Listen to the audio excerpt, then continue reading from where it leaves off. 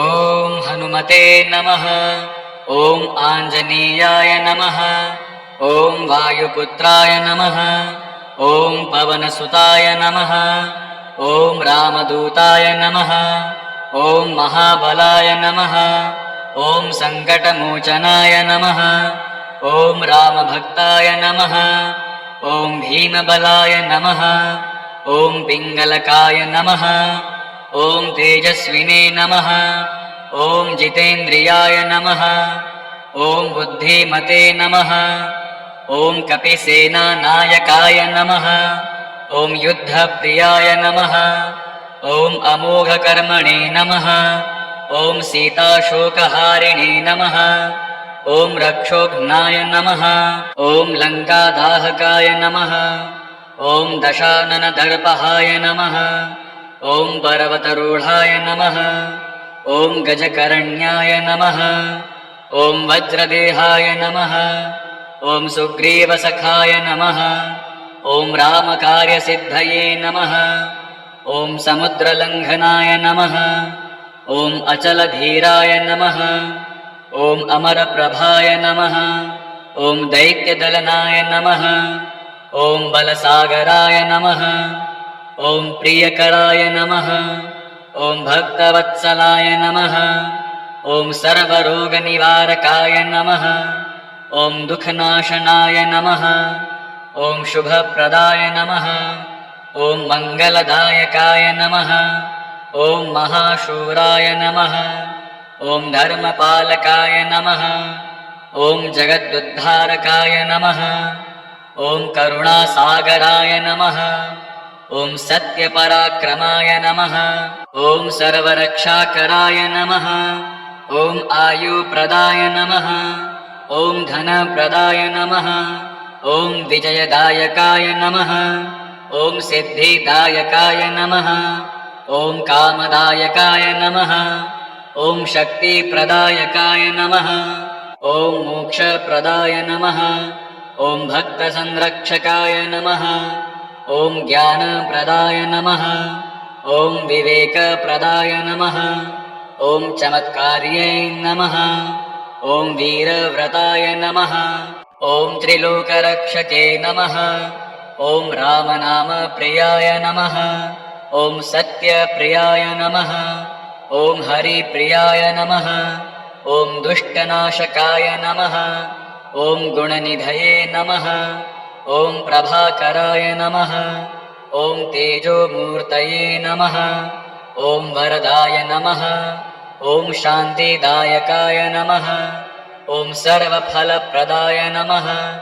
ॐ प्रभावते नमः। ॐ विवस्वताय नमः। ॐ आदित्यवर्णाय नमः। ॐ कपिमुख्याय नमः। ॐ जगद्भक्त्याय नमः। ॐ सुदीप्ताय नमः। ॐ दयालवे नमः। ॐ पराक्रमिणे नमः। ॐ त्रस्तनाशकाय नमः। ॐ शरण्याय नमः। ॐ दीनबन्धवे नमः। ॐ महाबलिकाय नमः। ॐ वरप्रदाय नमः। ॐ कविचन्द्राय नमः। ॐ प्रियदर्शनाय नमः। ॐ उग्रतेजसे नमः। ॐ उग्ररूपाय नमः। ॐ साधुसङ्ग्रहायकाय नमः। ॐ ध्यानसक्ताय नमः। ॐ उत्साहमूर्तये नमः। ॐ निर्भयाय नमः। ॐ सर्वसिद्धये नमः। ॐ त्रिभुवनपालकाय नमः। ॐ रक्षाकराय नमः। ॐ दुर्गदर्पहाय नमः। ॐ भवभयहराय नमः। ॐ दीनदयालवे नमः। ॐ अनन्तवीर्याय नमः। ॐ तपस्विने नमः। ॐ अच्युतप्रियाय नमः। ॐ सद्गतिदायकाय नमः। ॐ सर्वत्र रक्षाकराय नमः।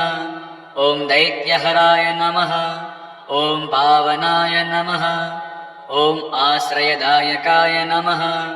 ॐ महाप्राणाय नमः। ॐ भुवनपालकाय नमः। ॐ शौर्यमूर्तये नमः। ॐ हर्षदायकाय नमः। ॐ आनन्दकराय नमः। ॐ भक्तप्रियाय नमः। ॐ रामप्राणाय नमः। ॐ जगत्पूज्याय नमः। ॐ हनुमते नमः। ॐ आञ्जनेयाय नमः। ॐ वायुपुत्राय नमः। ॐ पवनसुताय नमः। ॐ रामदूताय नमः। ॐ महाबलाय नमः। ॐ सङ्कटमोचनाय नमः। ॐ रामभक्ताय नमः। ॐ भीमबलाय नमः। ॐ पिङ्गलकाय नमः। ॐ तेजस्विने नमः। ॐ जितेन्द्रियाय नमः। ॐ बुद्धिमते नमः। ॐ कपिसेनानायकाय नमः। ॐ युद्धप्रियाय नमः। ॐ अमोघकर्मणे नमः। ॐ सीताशोकहारिणे नमः। ॐ रक्षोघ्नाय नमः। ॐ लङ्कादाहकाय नमः। ॐ दशाननदर्पहाय नमः। ॐ पर्वतरूढाय नमः। ॐ गजकर्ण्याय नमः। ॐ वज्रदेहाय नमः। ॐ सुग्रीवसखाय नमः। ॐ रामकार्यसिद्धये नमः। ॐ समुद्रलङ्घनाय नमः। ॐ अचलधीराय नमः। ॐ अमरप्रभाय नमः। ॐ दैत्यदलनाय नमः। ॐ बलसागराय नमः। ॐ प्रियकराय नमः। ॐ भक्तवत्सलाय नमः। ॐ सर्वरोगनिवारकाय नमः। ॐ दुःखनाशनाय नमः। ॐ शुभप्रदाय नमः। ॐ मङ्गलदायकाय नमः। ॐ महाशूराय नमः। ॐ धर्मपालकाय नमः। ॐ जगदुद्धारकाय नमः। ॐ करुणासागराय नमः। ॐ सत्यपराक्रमाय नमः। ॐ सर्वरक्षाकराय नमः। ॐ आयुप्रदाय नमः। ॐ धनप्रदाय नमः। ॐ विजयदायकाय नमः। ॐ सिद्धिदायकाय नमः। ॐ कामदायकाय नमः। ॐ शक्तिप्रदायकाय नमः। ॐ मोक्षप्रदाय नमः। ॐ भक्तसंरक्षकाय नमः। ॐ ज्ञानप्रदाय नमः। ॐ विवेकप्रदाय नमः। ॐ चमत्कार्यै नमः। ॐ वीरव्रताय नमः। ॐ त्रिलोकरक्षके नमः। ॐ रामनामप्रियाय नमः। ॐ सत्यप्रियाय नमः। ॐ हरिप्रियाय नमः। ॐ दुष्टनाशकाय नमः। ॐ गुणनिधये नमः। ॐ प्रभाकराय नमः। ॐ तेजोमूर्तये नमः। ॐ वरदाय नमः। ॐ शान्तिदायकाय नमः। ॐ सर्वफलप्रदाय नमः। ॐ प्रभावते नमः। ॐ विवस्वताय नमः। ॐ आदित्यवर्णाय नमः। ॐ कपिमुख्याय नमः। ॐ जगद्भक्त्याय नमः। ॐ सुदीप्ताय नमः। ॐ दयालवे नमः। ॐ पराक्रमिणे नमः। ॐ त्रस्तनाशकाय नमः। ॐ शरण्याय नमः। ॐ दीनबन्धवे नमः। ॐ महाबलिकाय नमः। ॐ वरप्रदाय नमः। ॐ कविचन्द्राय नमः। ॐ प्रियदर्शनाय नमः। ॐ उग्रतेजसे नमः। ॐ उग्ररूपाय नमः। ॐ साधुसङ्ग्रहायकाय नमः। ॐ ध्यानसक्ताय नमः। ॐ उत्साहमूर्तये नमः। ॐ निर्भयाय नमः। ॐ सर्वसिद्धये नमः। ॐ त्रिभुवनपालकाय नमः। ॐ रक्षाकराय नमः। ॐ दुर्गदर्पहाय नमः। ॐ भवभयहराय नमः। ॐ दीनदयालवे नमः। ॐ अनन्तवीर्याय नमः। ॐ तपस्विने नमः। ॐ अच्युतप्रियाय नमः। ॐ सद्गतिदायकाय नमः। ॐ सर्वत्र रक्षाकराय नमः। ॐ दैत्यहराय नमः। ॐ पावनाय नमः। ॐ आश्रयदायकाय नमः। ॐ महाप्राणाय नमः। ॐ भुवनपालकाय नमः। ॐ शौर्यमूर्तये नमः। ॐ हर्षदायकाय नमः। ॐ आनन्दकराय नमः। ॐ भक्तप्रियाय नमः। ॐ रामप्राणाय नमः। ॐ जगत्पूज्याय नमः। ॐ हनुमते नमः। ॐ आञ्जनेयाय नमः। ॐ वायुपुत्राय नमः। ॐ पवनसुताय नमः। ॐ रामदूताय नमः। ॐ महाबलाय नमः। ॐ सङ्कटमोचनाय नमः। ॐ रामभक्ताय नमः। ॐ भीमबलाय नमः। ॐ पिङ्गलकाय नमः। ॐ तेजस्विने नमः। ॐ जितेन्द्रियाय नमः। ॐ बुद्धिमते नमः। ॐ कपिसेनानायकाय नमः। ॐ युद्धप्रियाय नमः। ॐ अमोघकर्मणे नमः। ॐ सीताशोकहारिणे नमः। ॐ रक्षोघ्नाय नमः। ॐ लङ्कादाहकाय नमः। ॐ दशाननदर्पहाय नमः। ॐ पर्वतरूढाय नमः। ॐ गजकर्ण्याय नमः। ॐ वज्रदेहाय नमः। ॐ सुग्रीवसखाय नमः। ॐ रामकार्यसिद्धये नमः। ॐ समुद्रलङ्घनाय नमः। ॐ अचलधीराय नमः। ॐ अमरप्रभाय नमः। ॐ दैत्यदलनाय नमः। ॐ बलसागराय नमः। ॐ प्रियकराय नमः। ॐ भक्तवत्सलाय नमः। ॐ सर्वरोगनिवारकाय नमः। ॐ दुःखनाशनाय नमः। ॐ शुभप्रदाय नमः। ॐ मङ्गलदायकाय नमः। ॐ महाशूराय नमः। ॐ धर्मपालकाय नमः। ॐ जगदुद्धारकाय नमः। ॐ करुणासागराय नमः। ॐ सत्यपराक्रमाय नमः। ॐ सर्वरक्षाकराय नमः। ॐ आयुप्रदाय नमः। ॐ धनप्रदाय नमः। ॐ विजयदायकाय नमः। ॐ सिद्धिदायकाय नमः। ॐ कामदायकाय नमः। ॐ शक्तिप्रदायकाय नमः। ॐ मोक्षप्रदाय नमः। ॐ भक्तसंरक्षकाय नमः। ॐ ज्ञानप्रदाय नमः। ॐ विवेकप्रदाय नमः। ॐ चमत्कार्यै नमः। ॐ वीरव्रताय नमः। ॐ त्रिलोकरक्षके नमः। ॐ रामनामप्रियाय नमः। ॐ सत्यप्रियाय नमः। ॐ हरिप्रियाय नमः। ॐ दुष्टनाशकाय नमः। ॐ गुणनिधये नमः। ॐ प्रभाकराय नमः। ॐ तेजोमूर्तये नमः। ॐ वरदाय नमः। ॐ शान्तिदायकाय नमः। ॐ सर्वफलप्रदाय नमः। ॐ प्रभावते नमः। ॐ विवस्वताय नमः। ॐ आदित्यवर्णाय नमः। ॐ कपिमुख्याय नमः। ॐ जगद्भक्त्याय नमः। ॐ सुदीप्ताय नमः। ॐ दयालवे नमः। ॐ पराक्रमिणे नमः। ॐ त्रस्तनाशकाय नमः। ॐ शरण्याय नमः। ॐ दीनबन्धवे नमः। ॐ महाबलिकाय नमः। ॐ वरप्रदाय नमः। ॐ कविचन्द्राय नमः। ॐ प्रियदर्शनाय नमः।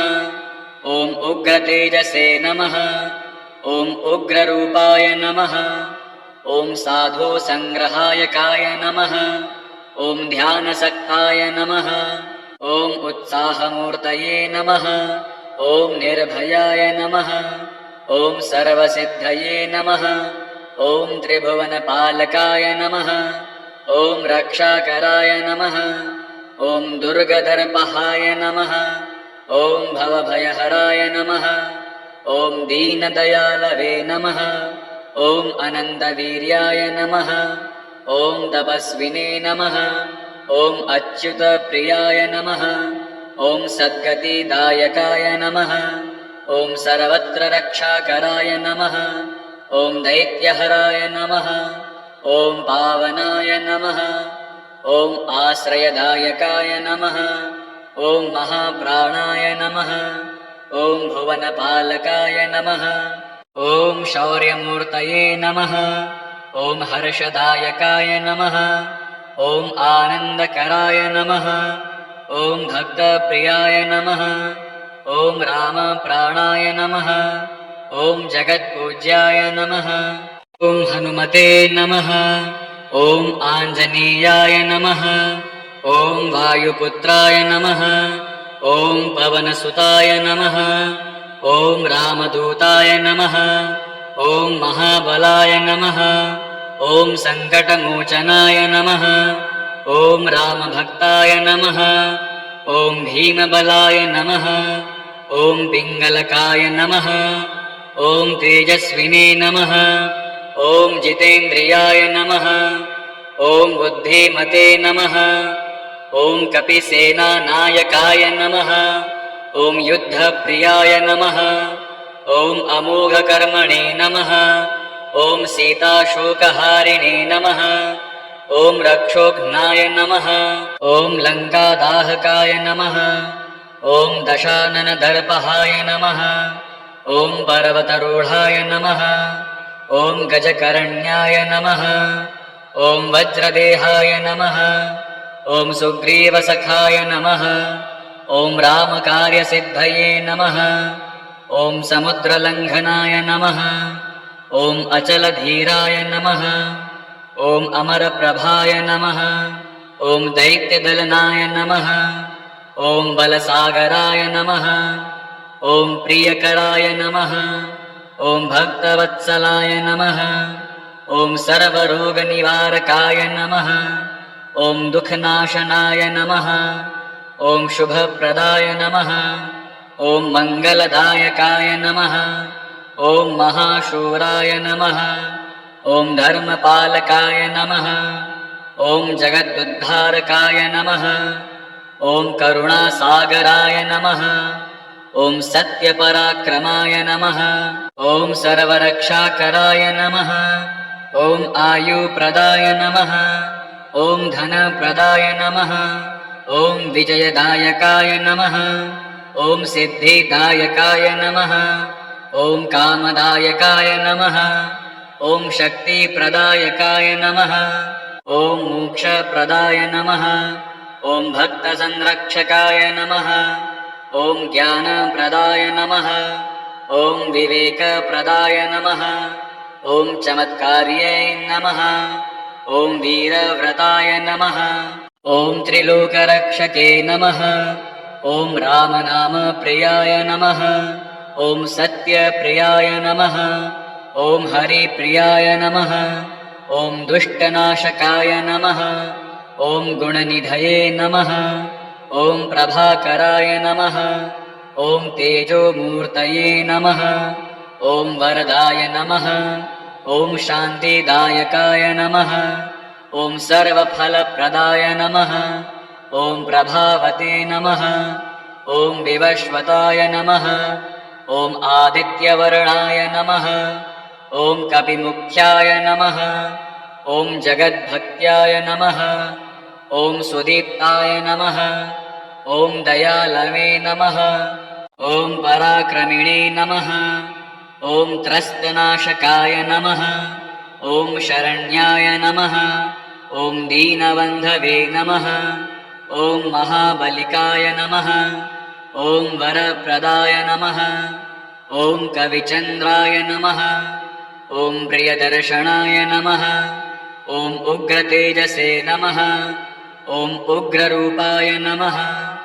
ॐ साधुसङ्ग्रहायकाय नमः। ॐ ध्यानसक्ताय नमः। ॐ उत्साहमूर्तये नमः। ॐ निर्भयाय नमः।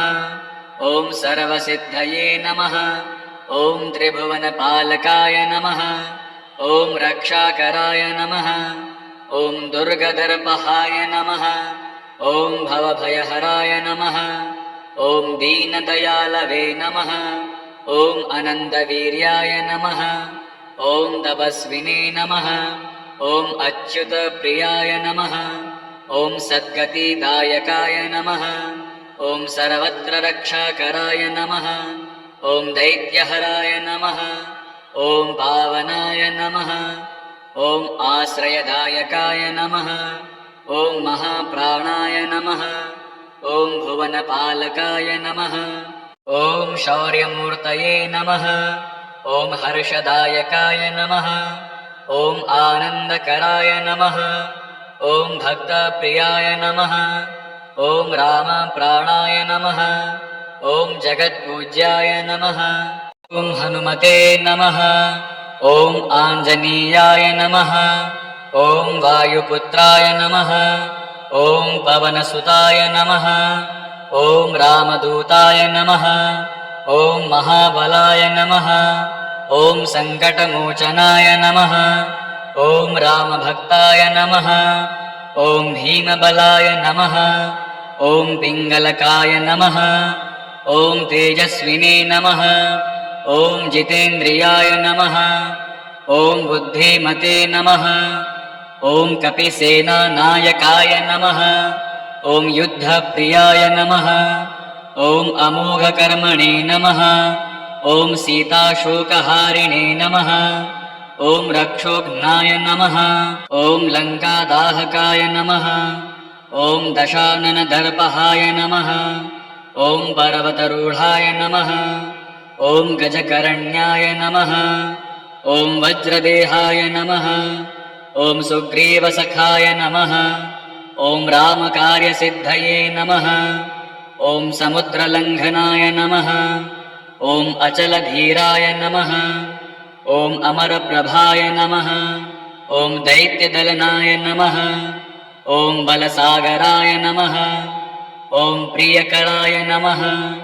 ॐ भक्तवत्सलाय नमः ॐ सर्वरोगनिवारकाय नमः ॐ दुःखनाशनाय नमः ॐ शुभप्रदाय नमः ॐ मङ्गलदायकाय नमः ॐ महाशूराय नमः ॐ धर्मपालकाय नमः ॐ जगदुद्धारकाय नमः ॐ करुणासागराय नमः ॐ सत्यपराक्रमाय नमः ॐ सर्वरक्षाकराय नमः ॐ आयुप्रदाय नमः ॐ धनप्रदाय नमः ॐ विजयदायकाय नमः ॐ सिद्धिदायकाय नमः ॐ कामदायकाय नमः ॐ शक्तिप्रदायकाय नमः ॐ मोक्षप्रदाय नमः ॐ भक्तसंरक्षकाय नमः ॐ ज्ञानप्रदाय नमः ॐ विवेकप्रदाय नमः ॐ चमत्कार्ये नमः ॐ वीरव्रताय नमः ॐ त्रिलोकरक्षके नमः ॐ रामनामप्रियाय नमः ॐ सत्यप्रियाय नमः ॐ हरिप्रियाय नमः ॐ दुष्टनाशकाय नमः ॐ गुणनिधये नमः ॐ प्रभाकराय नमः ॐ तेजोमूर्तये नमः ॐ वरदाय नमः ॐ शान्तिदायकाय नमः ॐ सर्वफलप्रदाय नमः ॐ प्रभावते नमः ॐ विवस्वताय नमः ॐ आदित्यवर्णाय नमः ॐ कपिमुख्याय नमः ॐ जगद्भक्त्याय नमः ॐ सुदीप्ताय नमः ॐ दयालवे नमः ॐ पराक्रमिणे नमः ॐ त्रस्तनाशकाय नमः ॐ शरण्याय नमः ॐ दीनबन्धवे नमः ॐ महाबलिकाय नमः ॐ वरप्रदाय नमः ॐ कविचन्द्राय नमः ॐ प्रियदर्शनाय नमः ॐ उग्रतेजसे नमः ॐ उग्ररूपाय नमः ॐ साधुसङ्ग्रहायकाय नमः ॐ ध्यानसक्ताय नमः ॐ उत्साहमूर्तये नमः ॐ निर्भयाय नमः ॐ सर्वसिद्धये नमः ॐ त्रिभुवनपालकाय नमः ॐ रक्षाकराय नमः ॐ दुर्गदर्पहाय नमः ॐ भवभयहराय नमः ॐ दीनदयालवे नमः ॐ अनन्तवीर्याय नमः ॐ तपस्विने नमः ॐ अच्युतप्रियाय नमः ॐ सद्गतिदायकाय नमः ॐ सर्वत्र रक्षाकराय नमः ॐ दैत्यहराय नमः ॐ पावनाय नमः ॐ आश्रयदायकाय नमः ॐ महाप्राणाय नमः ॐ भुवनपालकाय नमः ॐ शौर्यमूर्तये नमः ॐ हर्षदायकाय नमः ॐ आनन्दकराय नमः ॐ भक्तप्रियाय नमः ॐ रामप्राणाय नमः ॐ जगत्पूज्याय नमः।